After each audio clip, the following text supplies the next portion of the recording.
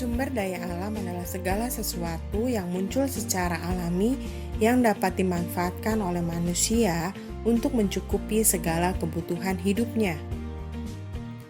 Tuhan menciptakan sumber daya alam untuk kelangsungan hidup dan kesejahteraan umat manusia. Manusia dibekali akal dan pikiran untuk mengelola sumber daya alam sehingga bisa dimanfaatkan dengan bijak.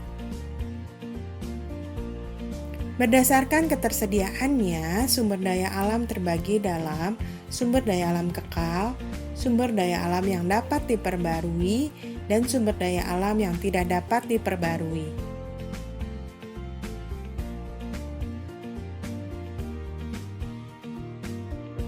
Sumber daya alam kekal adalah sumber daya alam yang tidak akan habis karena selalu tersedia, sehingga dapat digunakan sebanyak-banyaknya. Contohnya adalah air, cahaya matahari, dan angin. Sumber daya alam yang dapat diperbarui, yaitu sumber daya alam yang dapat diusahakan kembali keberadaannya jika habis, sehingga dapat terus-menerus dimanfaatkan. Contohnya adalah tumbuhan dan hewan.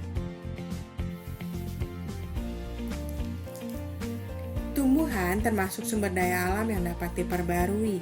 Tumbuhan dapat diperbarui antara lain dengan cara ditanam bijinya. Biji yang ditanam akan tumbuh menjadi tanaman dewasa. Hewan seperti sapi, kerbau, atau kambing biasa dimanfaatkan untuk diambil susu atau dagingnya. Setelah dimanfaatkan, jumlah hewan tersebut akan berkurang. Namun, melalui pengembangbiakan, jumlah hewan tersebut dapat kembali bertambah. Sumber daya alam yang tidak dapat diperbarui. Sumber daya alam ini dapat habis jika digunakan terus-menerus. Jumlahnya terbatas dan tidak dapat dipulihkan. Contohnya minyak bumi, batu bara, dan barang tambang. Minyak bumi dan batu bara terbentuk dari makhluk hidup yang telah mati dan terpendam selama jutaan tahun yang lalu. Pembentukan minyak bumi dan batu bara sangat lama, membutuhkan waktu jutaan tahun. Oleh karena itu, minyak bumi dan batu bara termasuk sumber daya alam yang tidak dapat diperbarui.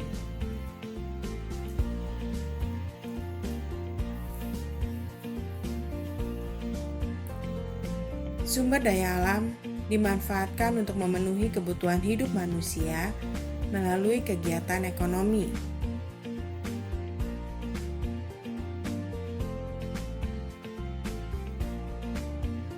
Apa itu kegiatan ekonomi? Kegiatan ekonomi adalah kegiatan yang dilakukan manusia dalam memenuhi kebutuhan hidup.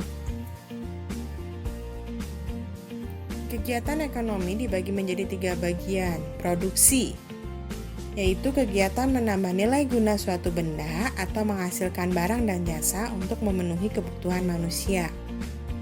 Kemudian distribusi.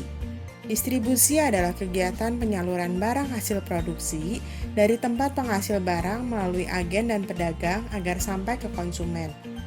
Dan yang terakhir adalah konsumsi. Kegiatan menggunakan atau menghabiskan barang dan jasa.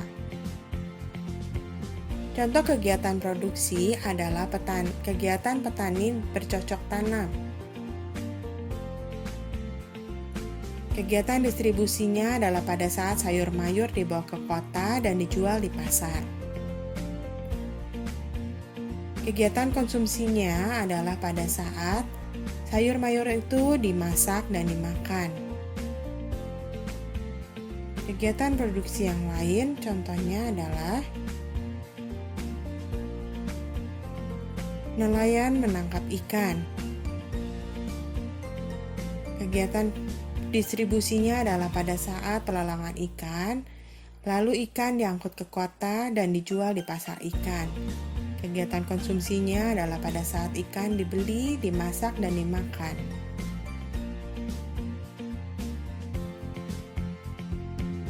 Pelaku kegiatan produksi disebut produsen. Contohnya adalah petani, pabrik, nelayan, penjahit pakaian, dan juru masak.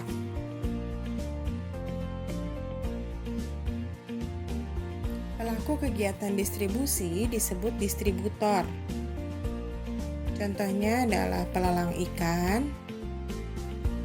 pedagang sayuran di pasar, kurir pengantar barang, pengantar sayur mayur, dan SPBU.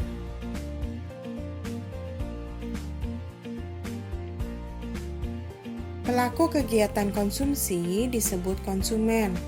Contohnya adalah seorang ibu yang berbelanja di pasar, anak-anak yang jajan di sekolah, pembeli pakaian, dan kita yang memakan atau mengkonsumsi makanan. Anak-anak, sampai di sini pembelajaran kita hari ini. Terus semangat belajar ya. Tuhan Yesus memberkati.